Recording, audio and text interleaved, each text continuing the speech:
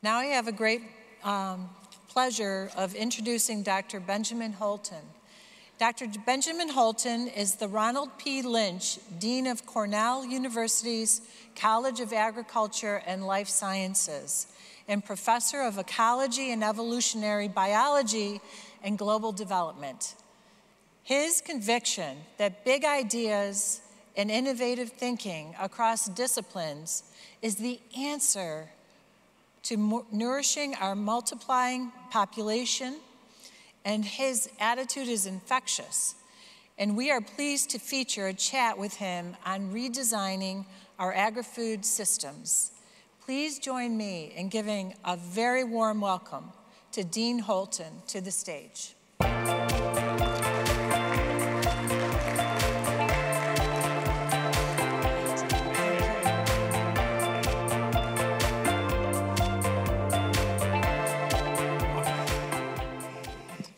So welcome. Thank you. Great to be here. It's great to have you here. You know, everybody is very excited. It's almost palpable at the College of Agriculture and Life Sciences about the Moonshots and the roadmap to 2050. So could you tell us a little bit about this effort? Sure. Yeah, happy to. Well, first of all, again, it's great to see everybody here today. I feel so energized by the conversations and all the innovations out there. And thank you, Kathy, for all of your terrific work in innovations at AgriTech.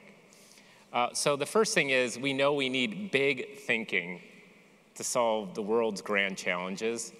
And if you look at the history of agriculture in society, when the college was founded, it's estimated about 60% of the United States workforce was dedicated to growing food. And so the mission of the land grant, Cornell, and other institutions was to drive innovations to market. And through that, you know, one interesting fact is something like corn, growing corn, the yields have increased 9 times. But now we need a quantum leap forward because we're staring at a world that will be at 10 billion people. We just hit 8 billion this week based on the data. We know that 11% of Earth's land surface is used for cropland and an additional 30% for animal agriculture. So we have limited space, we have limited resources, and we have to solve the grand challenge of feeding even more people. So the 2050 idea was let's peer into that future. The good, the bad, the ugly, and let's make sure that we create an optimistic future through innovation, through science, through education, and by coupling the public-private partnership model that has been so effective to helping solve issues in the past. So that's where we ended up with this 2050 plan, and we caucused over 700 individuals, both internally and externally, to help create the ideas to set this bold future for the college. I think that's great. And so tell me a little bit more about what some of the plans are that are coming about. Great. So, you know, focusing on agri-food system transformation, and we just had a great panel talking about that. Here we're thinking about infusing digital technology, AI, robotics, machine learning into our growing practices. So terrific work is going to be needed there to not only innovate, but also make sure that we can do this in a way so farmers still have high profit margins because there's going to be capital costs. So we have to drive those costs down.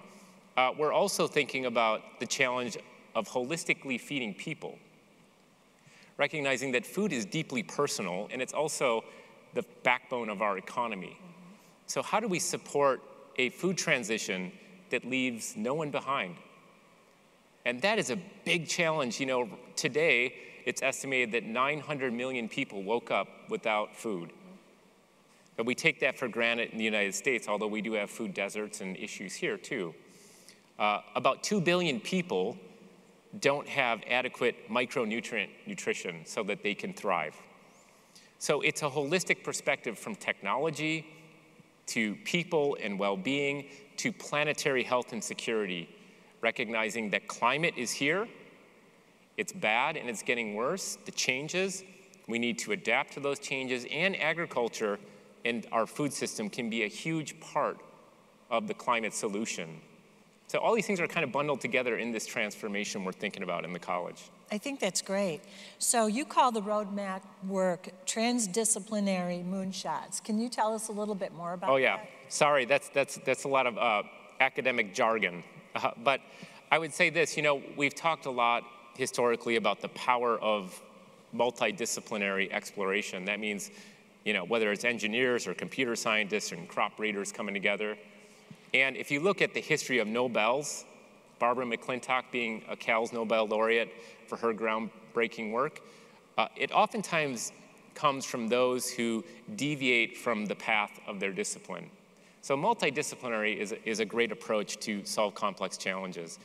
There's also interdisciplinary, where you're kind of working between the cracks of the discipline, so that's terrific. And then there's this word transdisciplinary. So is that just another buzzword? It could be, but we mean it very intentionally, that we need to co-create the future by inviting our stakeholders and constituents, private business, community groups, growers and producers, into the research itself before the research even happens, so that we know the end users are aligned with the innovations and the research that we're carrying out. And that's the big model that we're advancing in the college. We're doubled down. It's not like it's a fundamentally new model. We have extension, we have innovation, we have AgriTech, but we believe that this is going to be a critical model for the agri-food system transformation. I think you've been a great leader for CALS, and how do you get everybody pulling in the same direction? Because that can be a challenge sometimes. Yeah, well, the first thing is to stay out of the way as much as possible and to listen, and listen deeply to the experts and where they see the future. And then I believe my job as dean is just to provide that environment through which the most creative ideas can come together. And so it really is an act in, I would say, as much as you set a bold vision and you want to be quantitative and rigorous, it's the soft skills of managing people and empowering people to bring their best traits to the table and creating that fertile environment. So for the Moonshots, we are enlisting our faculty and our staff to identify new faculty teams that will be hired into the college on challenge areas. So agri-food system, climate change, synthetic biology, life science breakthroughs, and then strategic wildcards that are yet to be defined. So I believe the best way to do this is to set that vision and then allow the ideas to come from the bottom up. I think that's great. Dean Archer and I spoke yesterday about the 2030 project, and we talked a little bit about not having silos. Could you address that? Yeah, silos are good for grain storage. There's many benefits to silos. But an unsiloed philosophy is one in which you recognize the foundational strength of disciplines. So molecular biology and genetics, or soil science, or communication and understanding how discoveries influence society. And then you cross-connect. So I think it's a both model. Like I think we can get too enamored by, and this is my own critique of myself, this idea that we need to cut across disciplines. But no, we need the foundational knowledge. And then we have to build connections and bridges across the foundational knowledge. And I think the 2030 project is a great example where the entire university is saying, look at all these assets we have in knowledge of food systems, engineering, computer science, humanities, social sciences. Let's bring these all together because we know the challenges are too big for any single discipline to solve, but we need the disciplinary strength to make sure that we're rigorous, it's science-based, it's evidence-based, and that we are providing the best guidance on the pathways to the future. So Cornell University's entire mission has always been based on a land-grant mission, meaning that we're developing global excellence in research, technology, innovation, and getting it out into the wide world. And some of the Moonshots areas that you're focusing on are creating opportunities. You mentioned digital agriculture, circular markets, economic development, and impactful local solutions. So could you expand on that a little bit more? Yeah, so some of these words are really big. Well, so let's take circularity as an example. We know that there's an incredible amount of biomass that's produced on farms. We have manure, which could turn into a waste product. We have rock dust that I work on that is being a byproduct of mining operations. How can we turn those waste products into rejuvenating solutions for the soil, for our cropping system, for climate? So all these things involve kind of reimagining how nature has solved the issues, how plants and soils recycle, and then how do we incorporate that same kind of thinking into our industrial scale agriculture, into our operations. Another great example is the Dairy Digester program, which started in the 1970s here in New York, and they're taking manure, and rather than it going to a lagoon and just sitting there, you can put some back on the farm field, or you can convert that to renewable natural gas, which can power a farm and help create fewer emissions and less reliance on oil and gas and coal and things like that. So circularity is a big deal. We could go through each one of those and kind of talk about them. Another key area is robotics, AI and machine learning. That is revolutionizing every branch of science. And the great thing about Cornell is our Bowers College of Computer and Information Science is where machine learning was first discovered in AI. And those experts are connecting with our faculty daily on the challenges of food, the challenges of sustainability, on how to use data for positive impact on society. So we could go in each of those, but all of them, I think, are critical to this moonshot thinking that we're engaging in. And then also continuing to add to the economic advancement of New York State is very important too. Yes. And Cornell has been such an integral part of our state's fabric over the years, such a resource for the agriculture community. And so could you address a little bit more about this continued focus on economic development too? Great point. Well, as you mentioned the land grant previously, and I talked a little bit about the land grant, and the land grant needs to always evolve because our mission is to meet the public where they're at and drive innovations and translate discoveries so that we can produce better food, have a better environment, have healthier people.